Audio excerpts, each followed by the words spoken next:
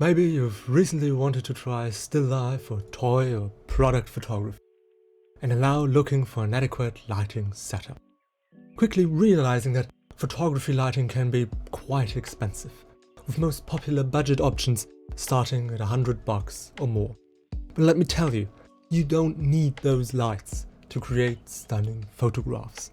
Because in this video, I'll be showing you how to use a $20 IKEA desk lamp for product photography. Before getting into the actual setup though, I want to talk about the two main reasons why professional photography lighting is so expensive.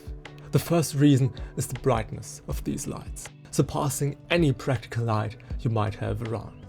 This is a very important factor to consider when shooting moving subjects or filming. But in most other studio cases, you're probably able to use a tripod, mitigating the need for huge amounts of light. The second reason why professional lighting is so expensive is color accuracy, or the CRI rating. This is a very important factor when you use a selection of different lights, but if you only use one light or the same light multiple times, this is not a problem, especially if you shoot RAW. So now that you know when you might need more expensive lighting, let's get into our actual budget setup. In the front here we have our IKEA tertial desk lamp. This is going to be the light that we use today. It's widely available at IKEA for $20, so you should definitely be able to get a hold of it if you want to use the same one, but you can use any kind of desk lamp for this kind of photography. Our subject today is going to be this little can of Coke here, just to demonstrate how to use this setup for product photography. Now we have our light, we have our subject, but I've added a bit more of like accessories as well. First one would be this piece of aluminum foil to add as like a reflector to fill in the background a bit. The second one would be this piece of white paper to give us some kind of diffused reflector to fill in our the back of the Coke here. But let's get back to our lamp, because as you can see, I've added a piece of paper to act as some kind of barn door, and now you could obviously use aluminum foil for that as well. This would probably give you a bit more control over the opening of the barn door. But there are definitely more accessories you could add to the front of the light. The first one would be a layer of diffusion, and I like to use just some parchment paper for that. The second thing that you could add here in front would be gels to give you different color of lighting. This would be definitely very effective if you had two of those lamps.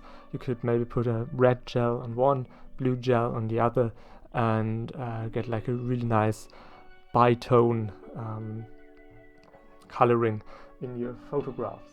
Last thing I want to talk about is the bulb. I'm currently using a plain old tungsten balanced bulb, but you could definitely use maybe an LED light or even one of these Philips Hue bulbs to give you complete RGB lighting that you are able to control with your phone.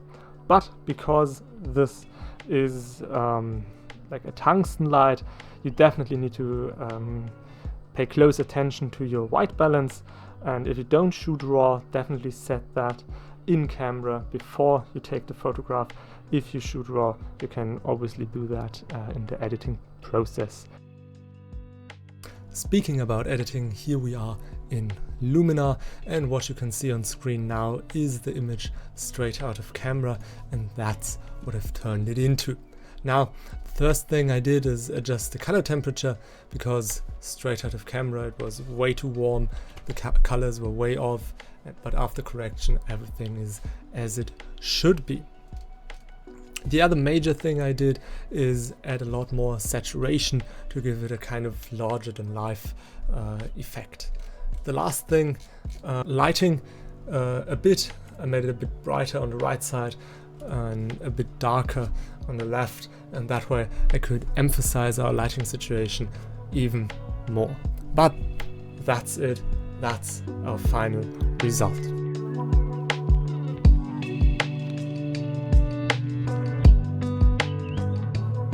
If you want to see how I used that same lighting setup I showed in this video to create a photograph in the style of a 16th century artist, you can watch the video on the left. If you want to stay up to date with my videos about art and photography, maybe consider subscribing.